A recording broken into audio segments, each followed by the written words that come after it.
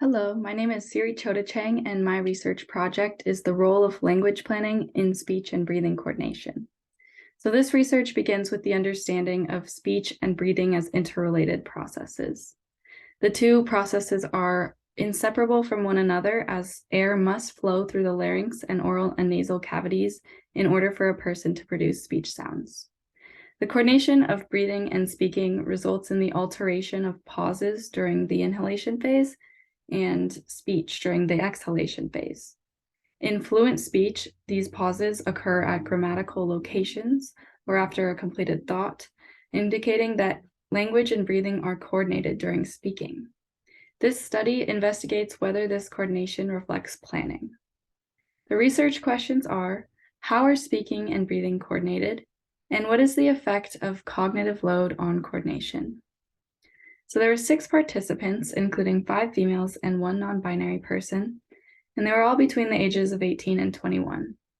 Participants completed spontaneous speech tasks under 2 conditions: one in which the language planning process was disrupted with an additional cognitive load, and one in which it was not disrupted with the cognitive load. For both of these tasks, participants watched 2 short claymation videos from Pingu that had no dialogue. They were then asked to retell the story based on selected still frame images from the videos. In the disrupted language planning task, or the cognitive load task, participants engaged in a simultaneous working memory task in which they had to recall a series of colors in the order that they saw it. This was designed to create the additional cognitive load and tax the language planning process. In the non-disrupted language planning task, or the no-load task, participants completed the same story retelling without having to recall a color sequence. An induct-to-trace calibrator system was used to record breathing kinematics during the story retelling, including inhalation depth and location in relation to speech, and speech audio was recorded simultaneously. Participants wore elastic bands that had insulated wires, which were recording abdomen and chest expansion and contraction. This data was analyzed using an in-house program that allowed us to align the speech and breathing and then look at it for inhalation volume in comparison to length of utterance and forced vital capacity.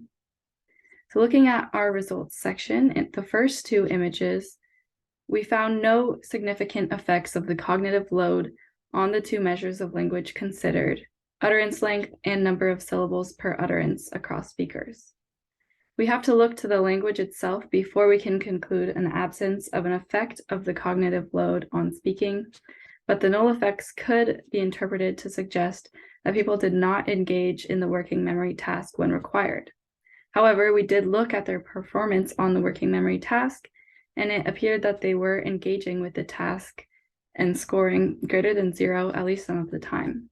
But scores did also vary, which suggests a greater or lesser engagement with the working memory task. Looking at our second set of images in the results section, there were effects of previous utterance length and next utterance length, which is a planning effect, on inhalation depth. This means that there is some relationship between previous utterance length and next utterance length on the inhalation depth. Following longer utterances, participants took deeper inhalations, and they took deeper inhalations preceding longer utterances. However, there's no significant difference here between the cognitive load condition and the no load condition. So people may be attempting to do the task, but the cognitive load did not affect the fundamental relationship between breathing and speaking, at least given the measures taken. And in our third figure, we can see that cognitive load was associated with greater inhalation depths compared to no load. If these results hold when additional speakers are added and we're sure that they're engaging in the working memory task, then the main effect of condition shown here suggests that cognitive load increases arousal or the physiological demands on speech. And finally, in our fourth picture, we can see that better performance in the serial recall task was associated with a stronger planning effect on inhalation depth in the cognitive load condition. So when participants were performing better on the serial recall task, they were also having a stronger planning effect on their inhalations. So, in conclusion, based on these preliminary results, cognitive load may increase arousal or physiological effort when speaking, but it does not disrupt the coordination of breathing and speaking. With further investigation, this research has implications for fluency shaping and other treatment interventions for developmental and acquired fluency disorders.